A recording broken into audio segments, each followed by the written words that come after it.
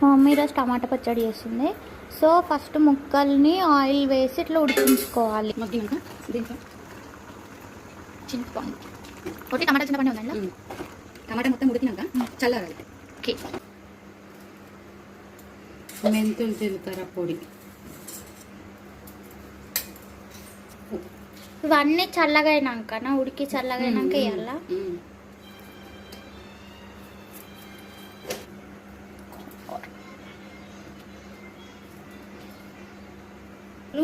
ఆవాల పొడి, మెంతులు ఆవాల పొడిగా మిక్స్ మిక్స్ మిక్స్ అవన్నీ వేసి మిక్సీలో వేసుకోవాలన్నా కలిపి మిక్సీ పట్టుకోవాలి. ఓకే. ఇట్లా పేస్ట్ అవ్వాలి. మిక్సీ పట్టి మళ్ళీ ఒక బౌల్లో ఆవాలు,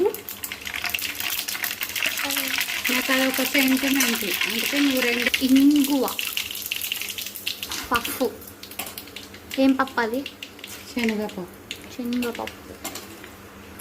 అది మన టాలెంట్. అది అలా అలా మసులుతూ ఉండాలన్నమాట. ఎండుమిర్చి అది పట్టుమని చెప్పింది అనుకో, మనం పుట్టుమని పోతాం. కరివేపాకు, వేడి వేడి నూనెని ఆ చట్నీలో వేసుకోవాలి. అలా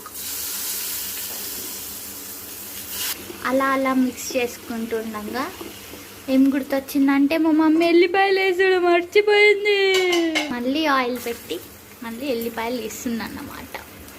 ఇది ఉడుకుతుందన్నమాట. మనం ఒకసారి దీన్ని ఇలా ఇలా మన చెయ్యి పడకపోతే ఏది టేస్ట్ ఉండదన్నమాట. అలా అలా అలా వేగుతూ ఉండగా ఇది బుడగలు వస్తున్నాయి. ఇంట్లోకి వెళ్ళి డుమ్ డుమ్ డుమ్ అంగ. ఆ లావాలో మనం ఇప్పుడు ఎల్లిపాయలు వేసుకోవాలి. అంక లావా పొంగుతుందండి డిగ్ డిగ్ డిగ్ డిగ్ డిగ్ డిగ్ డిగ్ అని. పైన కొంచెం అట్లా నూనె వేరిన తర్వాత తీసేయాలి. అది అయిపోయినట్టే. ఇది కొంచెం సేపు ఉడికి పైన ఇట్లా ఆయిల్ వచ్చే వరకు ఉడికించుకొని పక్కకు తీసుకొని వేడివేడి అన్నంలో నెయ్యి వేసుకొని తింటే సూపర్ అని చెప్తున్నా మమ్మీ.